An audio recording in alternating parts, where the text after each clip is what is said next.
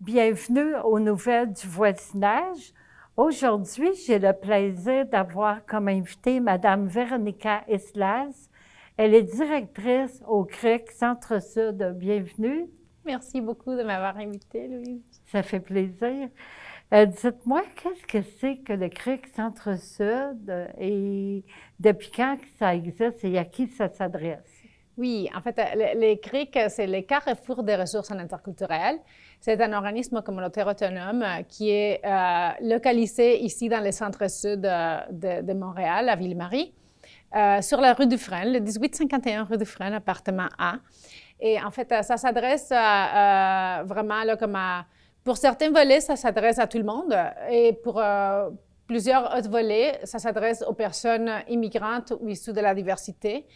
Notre mandat, notre mission, c'est vraiment de faciliter les rapprochements et l'inclusion des personnes immigrantes au sein de la communauté d'accueil. Donc, on fait beaucoup d'activités pour rassembler tout le monde, pour que les personnes puissent se connaître, dialoguer, voir qu'il y en a beaucoup plus de choses qui nous unissent que des choses qui nous séparent. Oui. Et on existe depuis 20 ans. Donc, on a fêté notre 20e en pandémie. Félicitations. Merci. Oui. Justement, avant la pandémie, quel genre de services et activités que vous offrez à vos membres? Mais en fait, la seule chose qu'on a arrêté de faire, je vais parler plutôt des choses qu'on a arrêté de faire à cause de la pandémie, puis ensuite je pourrais parler de tous les services qui continuent. Oui. On a arrêté de faire des activités comme collectives en présence. Oui. Donc avant, on faisait comme beaucoup des cafés de discussion et d'activités rassembleuses en personne dans lesquelles on était tous assis autour d'une table, puis il y avait toujours la nourriture qui était comme impliquée. Donc, ça, malheureusement, à cause de la COVID-19, on n'est pas capable de faire. Et sinon, comme on continue toutes les autres activités, c'est juste qu'on a dû adapter beaucoup les services au contexte actuel. Au contexte actuel. Exactement. Avec les mesures sanitaires. Hein? Exactement. Oui, justement. Ouais. Est-ce que, quel genre d'activité que vous faites, que vous continuez à faire actuellement? Oui, mais par exemple, on a un projet qui sont les femmes relais interculturelles. Oui. Ce sont des femmes qui parlent le français et leur langue maternelle et qu'on va former pendant comme 10 mois pour qu'elles puissent accompagner des personnes dans leur langue et les accompagner, les orienter vers les ressources, vers les services, expliquer le fonctionnement de la société d'accueil, les lois, les institutions, tout ce qui existe dans la société d'accueil. Donc, ce service-là a continué. C'est juste que là, comme toutes les formations sont offertes en ligne pour les femmes relais, donc c'est par Zoom que ça se passe, mais depuis que, c'est comme en avril, on était déjà en train de faire les formations par Zoom, tu sais, comme de l'an passé. Oui. Donc, et elle continue à faire des accompagnements de personnes. C'est juste que comme elle voit si c'est possible de faire les accompagnements par téléphone ou par email ou par vidéoconférence. Et si ce n'est pas possible parce que la personne n'a pas accès à Internet ou parce que la personne vit une fracture numérique ou parce que c'est vraiment beaucoup de fois, ça va être des accompagnements qui vont demander d'écrire, de remplir des formulaires avec la personne. En ces moments-là, on va les faire dans les CRIC avec tous les protocoles, avec les masques, la visière, avec le gel. Pas beaucoup de monde, donc, mais les accompagnements continuent depuis toujours. Les inscriptions, comme les soutiens aux inscriptions pour les classes d'accueil continuent, là, comme depuis toujours, là, comme ça n'a pas arrêté. Donc, c'est ça. Puis même les formations pour l'implication citoyenne continuent, même si c'est à distance. Sinon, comme on a aussi commencé un projet qui est vraiment le résultat de la situation sanitaire, qui est le projet on l'appelait Ambassadrice 2.0. Ah, qu'est-ce que c'est, ça? C'est ça, ce sont Oui. vraiment comme des femmes aussi qui parlent le français et comme leur langue maternelle. Parce qu'on voyait qu'il y avait il y avait un manque d'informations sur les consignes sanitaires. Tu sais, il y a eu beaucoup de services qui ont changé, des organismes qui ont fermé ou qui ont commencé à offrir des services différents ou tu sais, qui n'offraient pas de services pendant un moment. Donc, il fallait voir c'est où qu'on référait les personnes. Puis, c'était pas comme c'était un peu comme désorganisé, parce qu'on était en tant que société désorganisée. Oui. Donc, les ambassadrices, ce sont des femmes qui sont allées vraiment rejoindre beaucoup de sites, beaucoup de pages sur Facebook, sur différentes communautés culturelles à Montréal. Elles sont allées rejoindre le groupe des Mexicaines à Montréal, des Péruviennes à Montréal, des Algériennes à Montréal, des Russes à Montréal, et j'en passe là, vraiment là, comme plein de communautés, et qui sont allées informer les personnes sur les consignes sanitaires, sur leurs droits, sur les services qui étaient disponibles pour eux, sur les ressources. Par exemple, tu sais, comme le gouvernement canadien a commencé à offrir beaucoup de ressources, mais c'était question aussi d'informer les personnes immigrantes de tous les services qui étaient disponibles pour eux, puis les programmes de soutien disponibles pour eux. Donc, elles jouaient les ponts. Mais d'une façon virtuelle, beaucoup par Facebook, par WeChat, auprès de leur communauté. Donc ça, c'était quelque chose qui était fait plutôt en virtuel. Sinon, comme on a continué à faire des ateliers auprès des écoles, c'est juste qu'encore là, on le fait par Zoom. Oui. Et cette année, là, comme on continue à avancer vraiment pour la 15e édition des rendez-vous interculturels, c'est un événement qui se passe à l'école Pierre Dupuis normalement. L'année passée, c'était la première année qu'on a animé ça virtuellement. C'est ça. Oui. Puis cette année, ça va être encore une version comme virtuelle, mais il va y avoir des trucs en présentiel aussi. On a beaucoup de contenu, des ateliers comme auprès des enfants qu'on va diffuser. C'est juste qu'on est en train de réfléchir à comment on va le faire. Puis on va avoir des pop-up dans les quartiers, des petites, des artistes et tout qui vont comme animer des choses comme dehors. Mais on ne va pas comme beaucoup annoncer. On va voir c'est quoi qui arrive, si on peut annoncer plus ou moins, parce que si on ne peut pas avoir des foulées, là, comme à ce moment, ça va être plus avec des personnes, un nombre réduit de personnes. Mais il va y avoir des événements en personne et il va y avoir beaucoup d'animations sur Facebook et on va relayer toutes les informations sur Facebook. Sinon, on a eu le 20e, donc un beau projet. Oui. Que c'est ça, on avait animé des ateliers auprès de beaucoup de jeunes. Et en fait, c'est ça, et des personnes immigrantes qui ont parlé de leur vécu, ils ont dessiné leur vécu migratoire. Et ensuite, un artiste issu de l'immigration, que c'est Yayo, qui s'appelle Diego Rivera, a tout pris ça, puis il a tout regroupé ça. Et il a fait des super beaux dessins qu'on a diffusés dans le cadre d'une campagne de sensibilisation.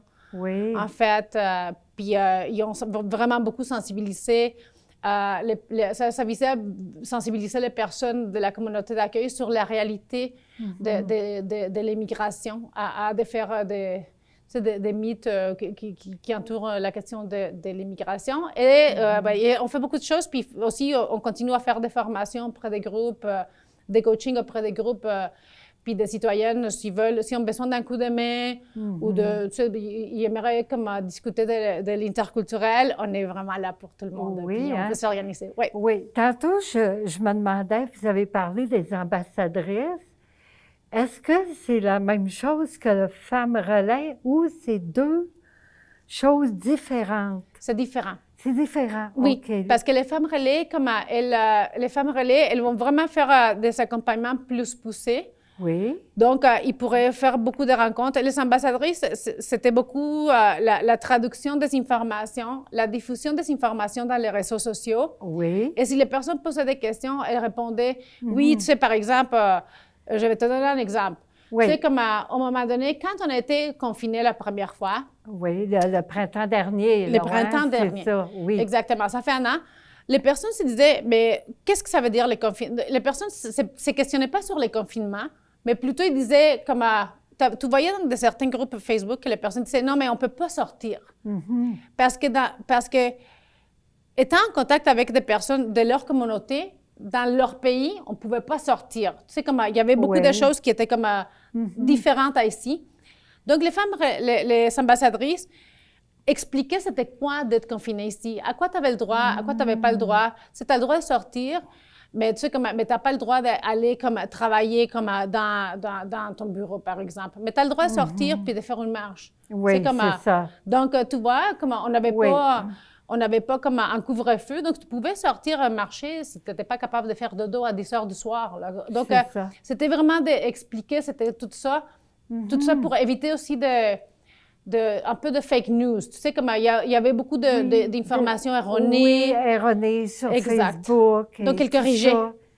Elle venait un peu expliquer c'était quoi vraiment la règle, c'était quoi vraiment toute la question sanitaire, c'était quoi que ça voulait dire ici, à Montréal, dans le temps réel. D'accord. Ouais. Puis, moi, je me demandais, des personnes immigrantes qui arrivent, là. Bon, ils arrivent de différents endroits dans le monde, ils arrivent ici. Les gens, la plupart, ne parlent pas la langue, ils ne sont pas au courant de comment on vit, comment on fonctionne. Puis des formulaires, des fameux formulaires pour demander carte d'assurance maladie, plein de formulaires de ce genre-là. Là. Ouais. Bon, ça, c'est les femmes relais qui s'en occupent pour ça, c'est justement... les femmes relais. Ouais. OK, là, je comprends mieux là, la différence entre les deux. Oui. Puis tu sais, plusieurs fois, une ambassadrice, parce que les ambassadrices ne reçoivent pas autant de formations que les femmes relais. Okay. Donc, une ambassadrice, si elle commençait à jaser avec quelqu'un sur les réseaux sociaux puis finalement, l'ambassadrice notait que cette personne-là avait besoin d'un accompagnement pour remplir les formulaires de rénovation là, de quelque chose. En ce moment, elle référait à une femme relais, puis la femme relais prenait le relais de cette première contact qui avait été en ligne. Donc, l'ambassadrice pouvait dire, OK, tu sais comment, il y en a tel organisme-là qui est ouvert pour cette... tu as besoin d'une ressource alimentaire, voici un organisme qui existe, qui serait près de chez vous. Oui. Mais si la personne avait besoin d'un accompagnement plus poussé, en ce moment, elle référait aux femmes relais qui faisaient des rencontres en personne pour remplir des documents. C'est pour ça. Elles parlent toutes français, mais elles savent parler différentes langues aussi pour rejoindre ces personnes-là immigrantes. Hein? Exact. Elles parlent espagnol, arabe, mandarin, persan, russe. Oh, c'est beaucoup de... Oui. Il y en a une langue qui m'échappe, tu sais, comme portugais, anglais. Il y a une langue qui m'échappe. Je suis vraiment, écoute, allez visiter le site Internet de Cric ou notre page Facebook, puis ça peut nous faire plaisir. Là, je vois depuis tantôt, vous avez apporté des magnifiques sacs avec des très belles affiches. Pouvez-vous nous parler de qui les fait? Qu'est-ce que c'est, ce beau projet-là? Oui, c'est le projet de notre 20e anniversaire. Donc, ça, c'est les résultats des ateliers qui ont été faits auprès des enfants, des jeunes, c'est de l'école Jean-Baptiste Meilleur, de Pierre Dupuis, puis des adultes qu'un artiste qui s'appelle Diego a vraiment analysé puis regroupé pour parler de l'immigration.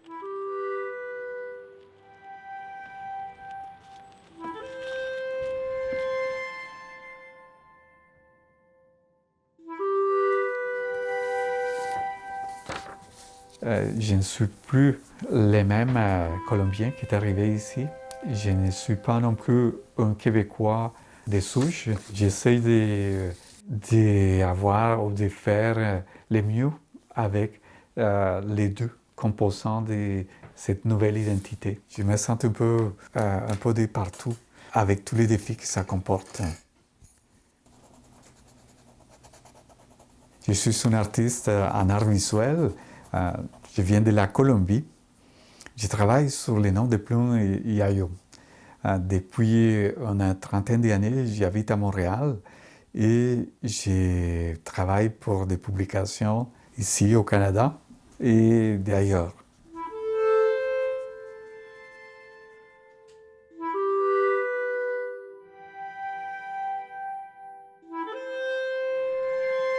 Participer à la campagne de Cric est une des commandes les plus intéressantes que j'ai eues. Ça me permettait de déployer ma créativité, mon imaginaire, avec une thématique qui veut faire du bien, qui veut faire en sorte qu'on se sente mieux, qu'on s'entende mieux et qui va me chercher aussi personnellement parce qu'on parle des migrants. Alors, c'était une occasion de redonner avec mes outils, avec mes moyens. Par les temps qui courent, on a besoin de la couleur, on a besoin de l'espoir, des images qui nous stimulent, qui nous encouragent. Et je pense que c'est ça qui veut la campagne aussi. La démarche de création de ces affiches était au départ une démarche d'équipe, dans le sens que les matériels de base, c'était des témoignages écrits et des dessins des personnes migrantes de tout âge. Ce qui ressortait de plus, c'était d'une part des sentiments de coupure, des sentiments aussi d'espoir, de vouloir se faire une vie, les impressions de changement, des sentiments d'être devant des défis.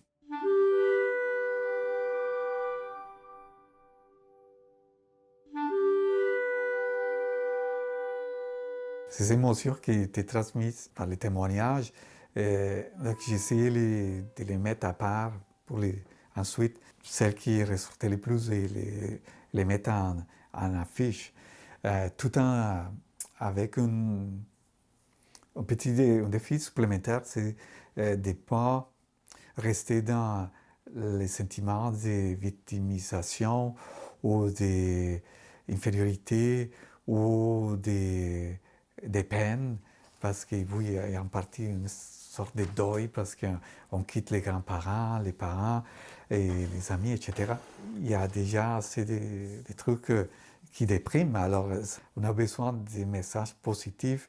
Ça, c'est une chose que je voulais transmettre aussi avec ces affiches.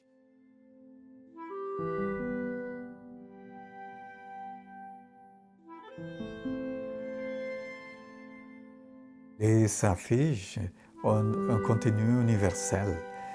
Tout le monde peut aller chercher des interprétations, s'identifier. Il y a dans chacune des affiches quelque chose pour tout le monde.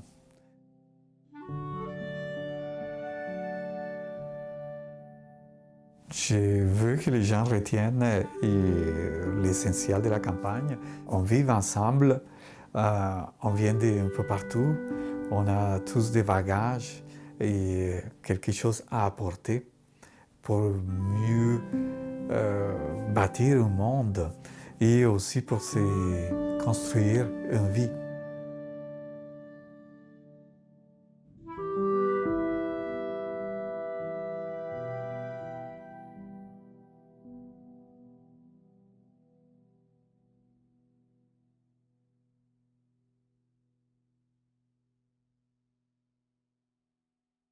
Combien de personnes travaillent dans l'organisme Le Cric?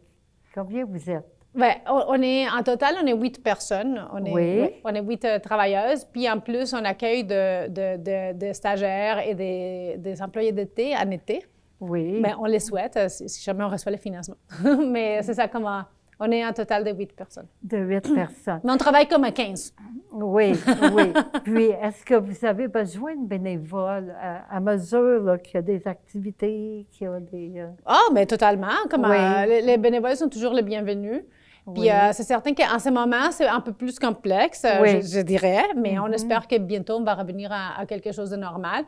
Mais on a toujours besoin de bénévoles. Tu sais, on fait aussi des ateliers de discussion en français. Oui. Là, on est en train de les faire en ligne, là, comme sur Zoom. Mais notre idée, c'est vraiment qu'en été, l'année passée, en été, on les faisait en arrière du CRIC, qu'on a comme la cour arrière. Oui. Puis on le faisait en personne avec la distance et tout, la distanciation sociale.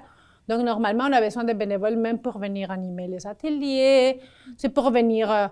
c'est comme donner un coup de main par rapport à tout ça. Donc, les personnes qui veulent contribuer, il y a toujours des choses qui pourraient être faites oui, chez nous. hein? Oui.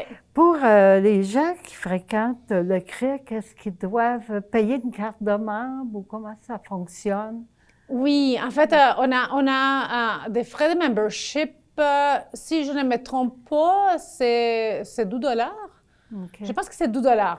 Oui. Donc, c'est vraiment, c'est symbolique. Symbolique. C'est oui. symbolique et c'est Oui. vraiment parce que parfois, comme les personnes avant, comme on n'avait pas de frais de membership, puis les personnes continuaient de membres, puis mais ils n'étaient plus là parce que finalement, ils avaient passé à autre chose.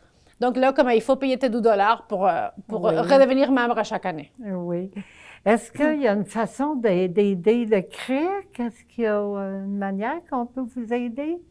Mais c'est certain que, mais oui, à Oui. différents niveaux, les personnes pourraient comme décider de donner un coup de main en tant que bénévole. Oui. Les personnes pourraient aussi là, comme, nous inviter à participer à un atelier, animer un atelier auprès des citoyennes pour sensibiliser les personnes, puis pour faciliter l'inclusion des personnes immigrantes.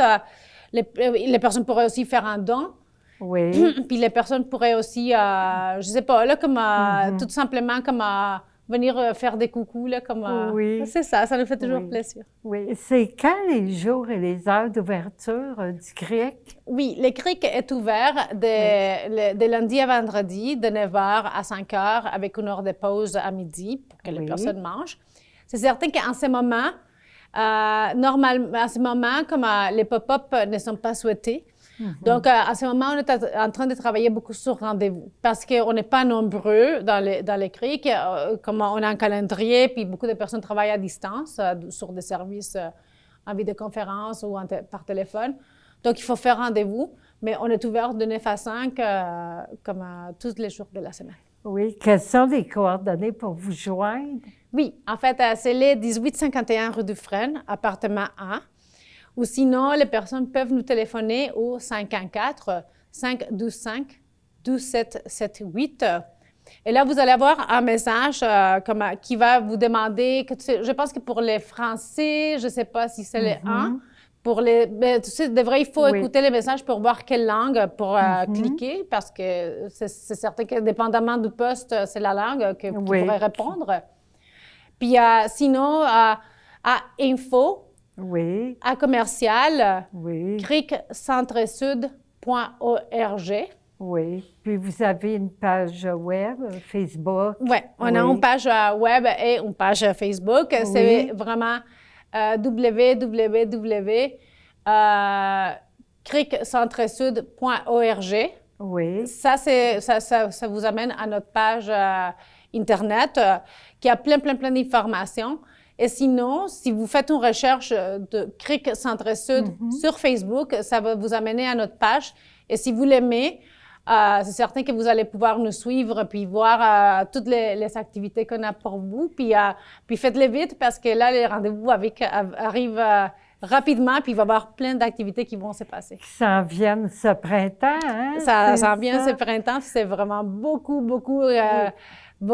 d'activités super tripantes que nos super collègues d'Amour sont en train de préparer pour... Oui, on va rester à l'affût. Oui, rester à l'affût. Oui. Puis en plus, c'est vraiment une façon de valoriser aussi les jeunes du quartier, les jeunes du Centre-Sud, parce que beaucoup de choses que vous allez voir, puis les activités, touchent les résultats des réflexions des jeunes du Centre-Sud. Donc, venez les valoriser, puis venez comme admirer les produits de leur travail. Mais c'est un très bel organisme. Je vous remercie beaucoup, Mme Islas, d'être venue aujourd'hui à mon entrevue.